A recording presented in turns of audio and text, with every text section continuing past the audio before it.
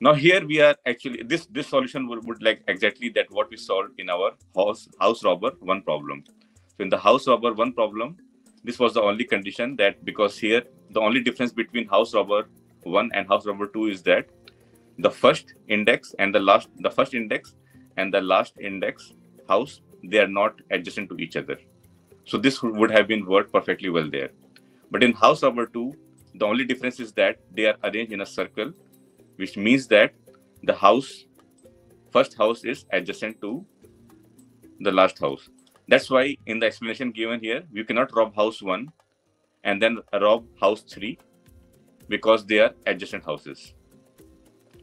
So the formula that we have deduced here, that is based on house robber 1, not house robber 2, because this is not, if I'm planning to rob this house and we don't have like anything before, I'm just created this number here, so let me remove it.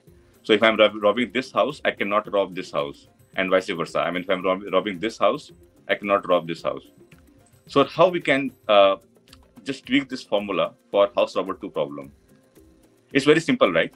We just go with this algorithm, but we only choose, so we can divide this array into sub arrays here. Let me show. So we can still use this formula for house robber 1 to calculate the maximum amount of rob that we can do from all these houses given, or just tweak this problem in this solution for house robber 2 is that if we are including this first house, we can divide this sub array like this, that first of all we calculate everything starting from the first index and exclude the last index here.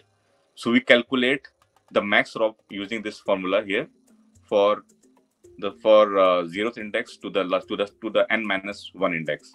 We will exclude this last index. So this is first we calculate this one, and the second time we exclude this first, and we only calculate the sub array.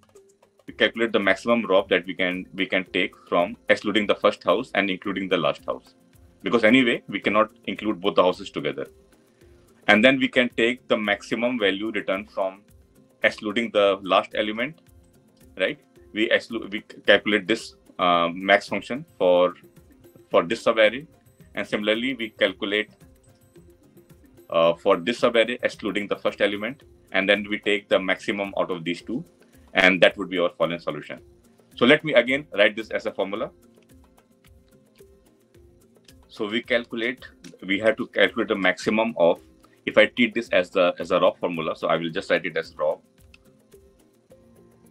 And then we only calculate rob for this index from this to this, for this array, and we exclude the last element.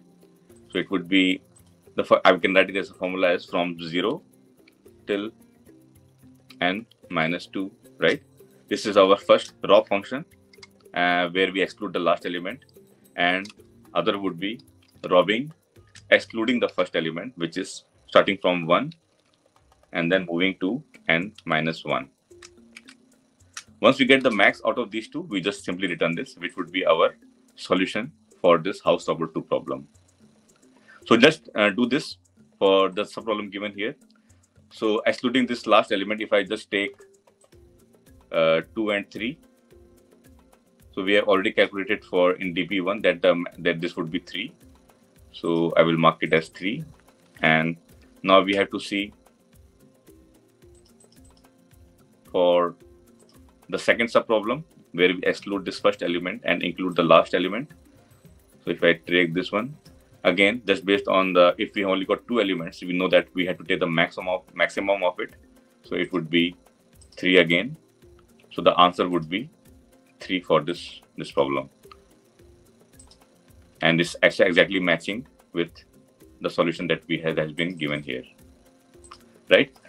So this was all the problem about. We are just simply reusing the thing that we have solved in our house robber 1 problem. So we will just reiterate it and just break down this problem into 2 sub arrays, excluding the last element and excluding the first element, and then we take the maximum out of it, and this would be our final result. So this is all about the algorithm, and in the next video we will exactly solve this problem using in Java and submit it in LeetCode and see that how it works there. So see you all in the next video.